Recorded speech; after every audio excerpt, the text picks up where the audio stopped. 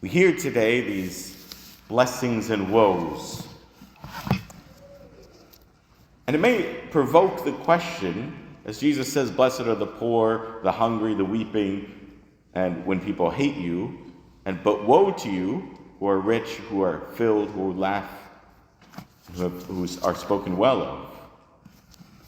It may raise the question, doesn't the Lord want us to be happy and not miserable? Because at face value, this text can seem like the Lord prefers that we're miserable all the time rather than happy. Is that what Christianity is all about? Of course, as usual with the Lord's words, there's something deeper going on here than merely the face value and that the Lord doesn't want us to be happy. Rather, what Christ is doing is, in these blessings and woes, is trying to reorient us to right relationship with worldly and passing things and with eternal things. Right relationship with worldly things and with eternal things. Because you see, our temptation is generally that we cling tightly to worldly things as if those are the more substantial things. We cling to these things as, our wealth, our health, and these passing things of this world. And we can selfishly cling to them and have a sense of false security about them. And then we become negligent of the more eternal things. Goodness, trust, justice, truth. Those eternal things that endure. And heaven, eternal life. Those seem like the less substantial things. So we tend to be negligent of those things. We tend to neglect them. So what Jesus is doing here is trying to radically reorient us to make sure that we're not overly attached to the worldly things, to the passing things, and that we're more attached to the things that are eternal. St. Ambrose, a great saint of the church, sees in these blessings that Jesus speaks of that he's alluding to the 4 cardinal virtues. The cardinal virtues, which don't have anything to do with pretty little red birds, by the way, but rather cardinal being the 4 kind of primary virtues, as in the cardinal directions on a compass, which are temperance, justice, prudence, and fortitude.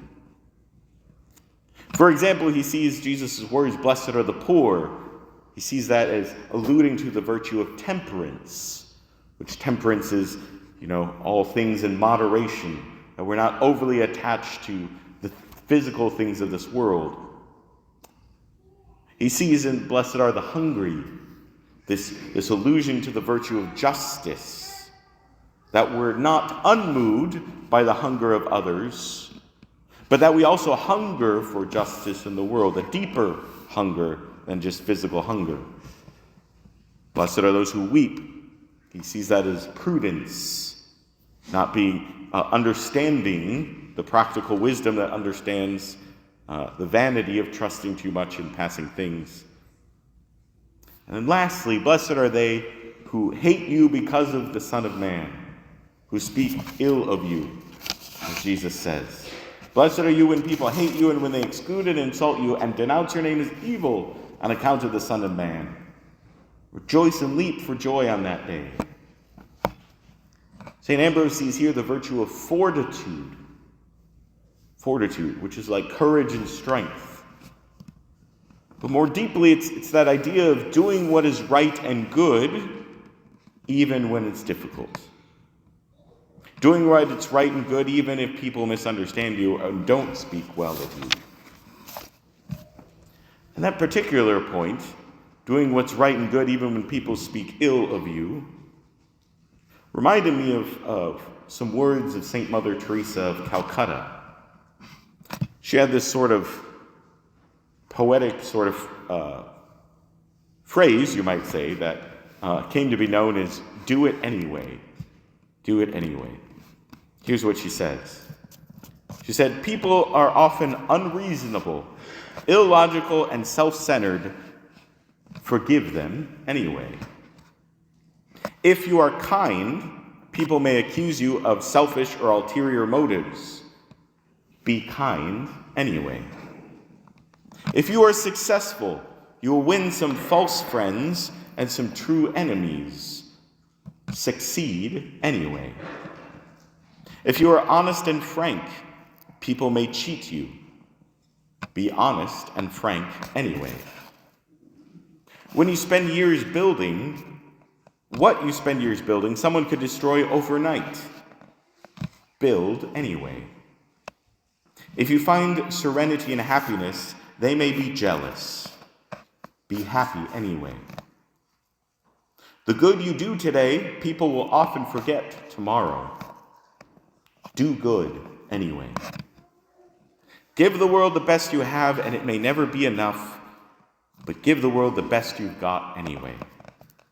You see, in the final analysis, it is between you and your God. It was never between you and them anyway.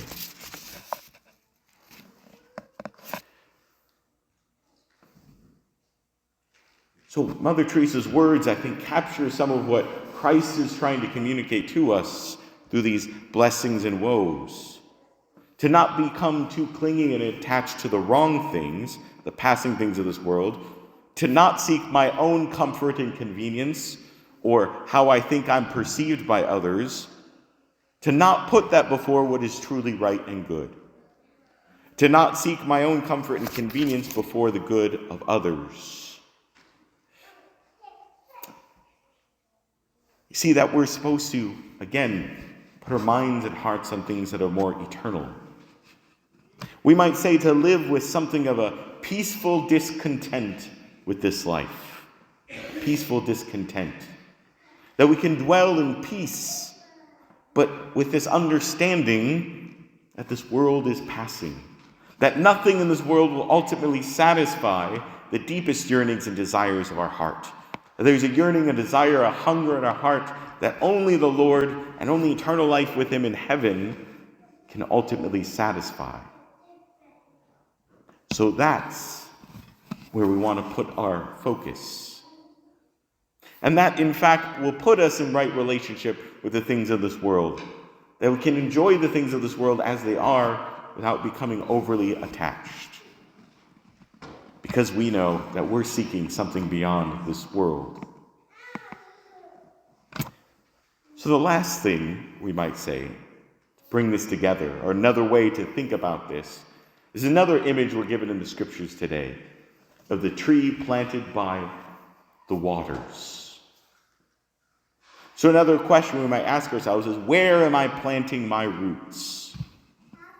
Are my roots planted in my own desires? Am I planted in my own seeking my own comfort, the passing things of this world, money, my comforts, my phone, social media?